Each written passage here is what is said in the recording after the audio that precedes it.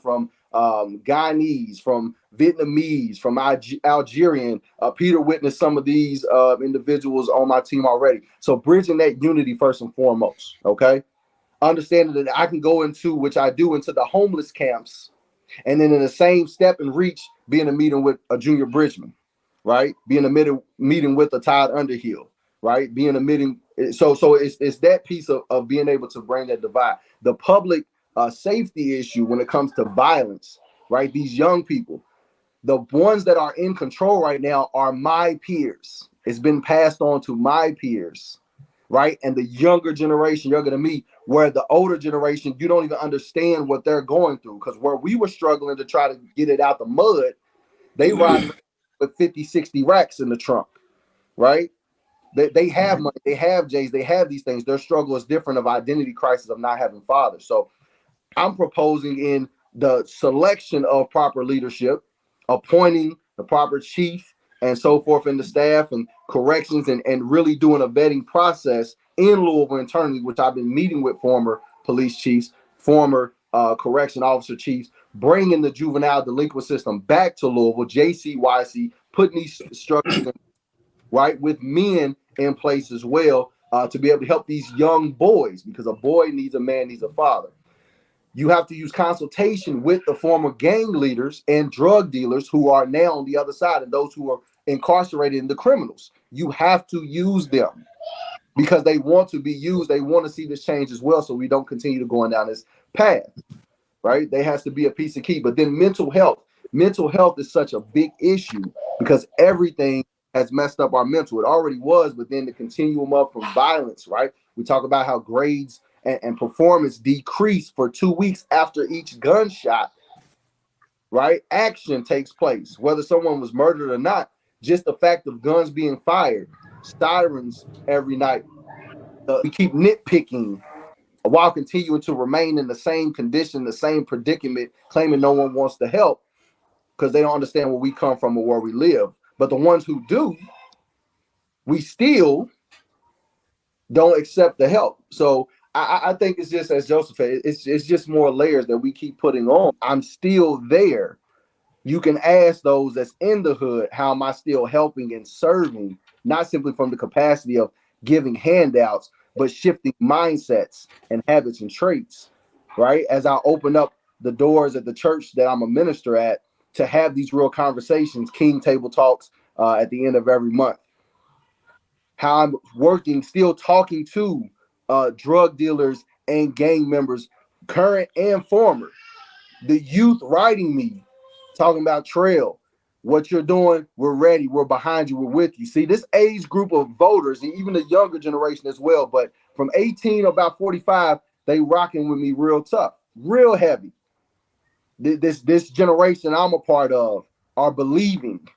They understand the time in which we're in and how we can't keep doing the same thing. And they're ready for a red wave as well. They're not just with the go along, get along, but there's few people, as always, that yell the loudest that make it seem like everybody's in agreement with what others are talking about. And that's not the case. So how does this help the hood? You change the hood by showing how you're able to return and reinvest, able to restore, and by doing something we've never seen to inspire and empower people to understand the value and appreciation of their work and their talent and their skills and their gifts. And this education issue, you see, when you have a 20% turnout, those are 20% people that participated that get to decide what happens. So those other people that complain that didn't participate. And I think when you look at voter turnout, you find that it's historically low unless there's a hot issue, and then it may creep a little bit, but we allow 10% of the people to decide who our leaders are. And then how do we hold them accountable if the other 90% didn't vote? So that 95 percentile that you say they're voting a certain way, only 10% of those people are actually voting. In the primary today in Kentucky, we're lucky to get a 12 to 15% turnout. This is statewide. So that's the 12 to 15% of the 70%. So do the math. Even if we use 10%, that would be only 7% of the people. So candidate A gets 4%, candidate B gets 3%, that's a 7%, and candidate A wins. So chairman of the Republican Party talking about this very thing. And their comment was, we're not concerned about them because they don't vote. See, politics is the only sport that is not a spectator sport. See, when you go to basketball games, you have to sit on the sideline, you get to participate, but you'll call and raise 9 kinds of saying about this or that happening on the court when you don't get to participate. This is the only sport in America where you get to participate. And when you talk about the 95 percentile that vote, it's only those that vote, right? Because Thomas Jefferson told us that the government is not run by the majority, it's run by the majority who participate, and only by the majority who participate. So what we have to do, whether you vote Republican or Democrat, is you have to be in the game. And if you're not in the game, then don't complain. Then don't complain about the outcome. Now, we may do the same thing, but we're not even in the game. We have to get in the game to be able to complain about it. So those people that want to see change in the hood, take part. Register to vote, whether it's Democrat or Republican. Get it. What is right for us? When I say what is right for us, I'm not saying that I don't care about nobody else. I want to set the standard is we have to improve our standards, okay? And lifting our stuff up. Let's focus on what is right for us. When we focus on what is right for us, guess what? You're going to have statements like that from a whole lot of people. They're going to say, finally, they doing things that's right for them. And we push everybody else to do right because we're doing right. Okay? I like this statement right behind Marcus. What is right for us? We must learn how to unlearn that has not been working. We must learn how to unlearn. You can't keep doing the same thing. Oh, if you don't like what the Democratic Party doing, try something else. Try something else. But to come back to the table again and again and again, oh, the Democratic Party ain't done this. Oh, and the Republican. No. I mean, I'm personally voting across party lines. I'll say this. We have voted in the 95 percentile for over 50 plus years, Democrat. Okay. And we do it just based on what the other person next to us, our mamas and all that stuff have done and told us, we do it not based on facts. We don't do it based on research. We do it based on emotion, As Marcus is saying, it's very few people that decide these elections, and it's really, really sad because we don't take our citizenship very seriously.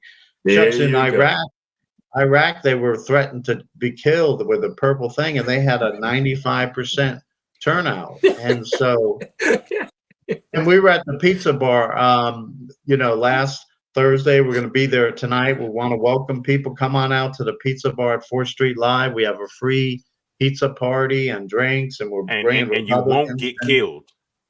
Democrats, Republicans, Independents. But guess what? So they hosted the event for us, and I asked all the people, the manager, and they said, "What are y'all doing?" Well, we're having a candidates forum. He said, "Well, all of them, none of them knew the election was on Tuesday." So, they didn't even know that. They didn't even know the event that they were hosting at their place. And he said, "Well, I didn't know there was an election." I think that it is an internal problem, and until we look internally first and figure out what we need to do to fix that problem, then it doesn't really matter what the politicians and what programs and anything else they put in place. And so I think he's right on track with that. I'm hesitant to say that it's conservative or it's liberal. People take things in terms and they twist them and change the narrative on them so that they become what they want them to. Yeah. And so, we talk about history and we look at those things that happen in history. Bible or something. Right. Right. And so I think it's you have to, we talk about critical thinking, but we don't ever really say why that is. And critically thinking about something, when I take two people and they tell me what it is they plan to do, then I have to ask additional questions, determine whether that's right for me or not, and then follow up with them in the next cycle if they didn't deliver what they said. And so what we do is we it sounds good, and then we don't hold them accountable to what they say, and then we vote for them again. Online, there was a new study. Louisville now is in the top 10 of murders. We can do, but see, the question that I always ask is, what is it going on in our community that disrespect or perceived disrespect ends up with someone pulling a gun on someone else and shooting them over disrespect or perceived disrespect? And so until we can figure out what it is that's creating that, there's no, unless you're going to put a policeman on every block, unless you're going to confiscate every single weapon, there's no way to fix that, because that's internal. So we have to determine what it is that creates that disrespect that causes another person to want to take another person's life. And until we do that, you can throw money, you can throw whatever you want to at it, and that's not going to change the problem. Absolutely. And so for me, when I ask that, I think it's got to do with how we perceive ourselves, and meaning selves, is that our self-esteem is so low that the only thing we have left is what respect we think we have until someone steps in the way of that. And that's where I think the solving the problem starts with is figuring out how we do that in our community. So I think some of that self-worth and some of how we do that is that we have to turn into that. You see, people say, I'm not going to call myself a slave, and I'm not going to do this, and I'm not going to do that. But at the end of the day, my ancestors made this country what it is today. We were the ones, or my ancestors were the ones that slaved and made this country great. Thomas Jefferson, and I keep saying Thomas Jefferson, but if you read any of his Federalist Papers or his notes on Virginia, he'll tell you that they knew slavery was wrong, but they could not have built this country without it. And so they made a conscious decision to maintain slavery in order to make this country what it is today. And that's the kind of conversation you got to have with those with the European when they say that I'm from Ireland or I'm from so-and-so and my family was this and my family was that. And I think some of those types of things we have to be willing to engage and not shy away from. And I think some of that's a pretty damn good thing to say when I'm talking amongst my friends, to say, oh, wait a minute, dude. Let me tell you how America came to be what it is. And that's some respect. And you spend time trying to overcompensate for that low self-esteem. You don't want to walk out there and show everybody your low self-esteem. No, you put up a front in order to make it seem like you don't have low self-esteem. Therefore, in culturally, we've understood that, is you gotta be hood. It's good to be hood. And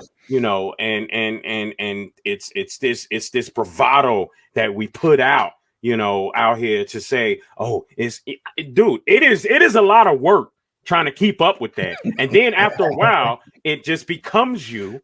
And then that's what you do. And so now when you're challenged on that, you go and do stupid things in order to mitigate that challenge, right? So you ain't hood. Yes, I am. Watch me do this. Pow, pow, pow. You know what I mean? I mean, it's stupid. It, don't happen just like that. But I'm telling you, sitting in the midst of that, because they have European descent, right? We aren't able to become regular Americans. I asked a friend of mine, I said, "You're an American. You call me an African American, but I was born here too. Why aren't we calling you a European American?" And so my point is that because there is a difference in hue or melanin, there's always going to be a difference in how we see things, because they were able to disappear into whiteness. No matter how much I want to be an American, every government form says I'm an African American, not an American.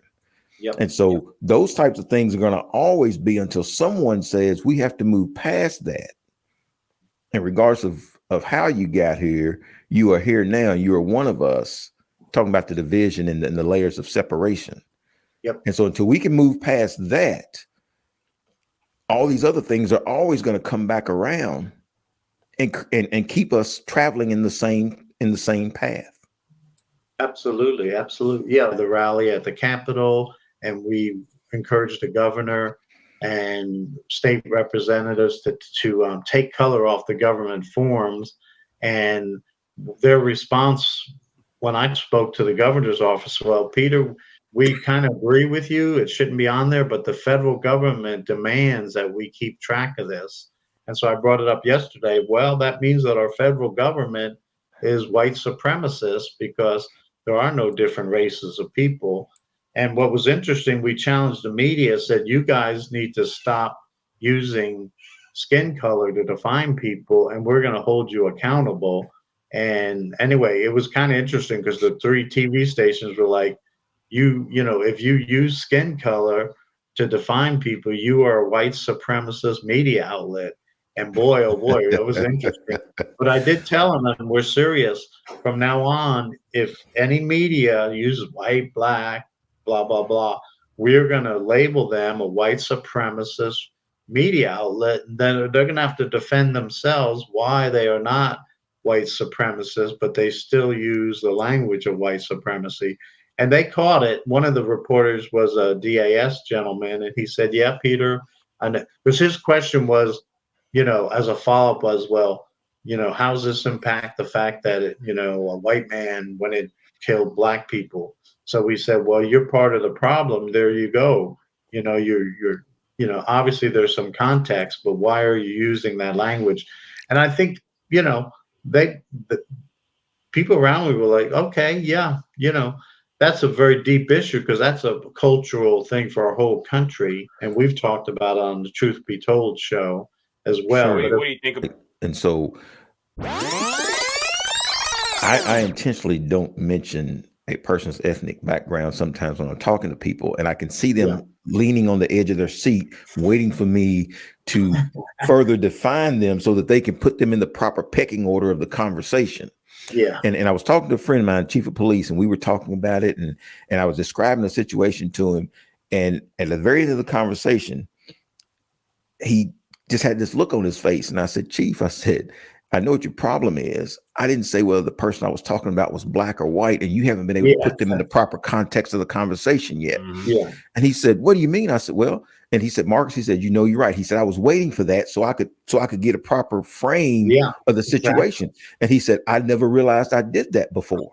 And we all do it to some degree. We all do it. It's set. If you think about it, you got parents, you know, I mean, it's normal to where like you can have a bad parent, right? And the parent teaches the kids all type of bad stuff. So, I mean, you can have a bad government and they teach us all type of bad stuff. Sure. And then, you know, in this case, you know, we don't get to rotate the bad parents in and out, but you get to rotate the government in and out. And we're supposed to be able to do what is right for us based on voting and getting in the better parents. Because, you know, getting rid of the color construct. So no more white, no more black. Black was set up in 1619 as a way to describe the slave class, right? Yeah. So that's where they came up with the term black. And then they said white to describe the elite, right? Or those that are not the slave class. So again, the idea is to descendants of American slaves, getting rid of all of that versus European Americans, because if you are non-melanated, then you pretty much come from all of that, right? Mental illness, right? Mental illness happens in the European community. It's mental illness, and so we can't throw a blanket, right? We can't throw a blanket over the entire European community because that's mental illness. But in the very same breath, they would throw a wide casting net over our community and make it seem that it's instead of it being an isolated incident, that it is a community-wide situation. For conservative views that gonna work for me. Conservatives is about, bottom line, self-preservation. I'm seeking the same preservation that you seeking, sir or ma'am or whoever. I care about my family. I care about my future. I care about what's going ahead. And I care about those things that matter. Now, if you're going to stand in the way of me trying to get what I'm going to do because you want to box me in to being black, African-American, all that, and my humanity is the same as your humanity, that's what I got a problem with, okay? See, we can't allow ourselves to get caught up in these little layers and everything. When someone asks you a question, you got to go to the common denominator. My humanity and your humanity are equally the same, and I seek the same thing that you deserve and that I want.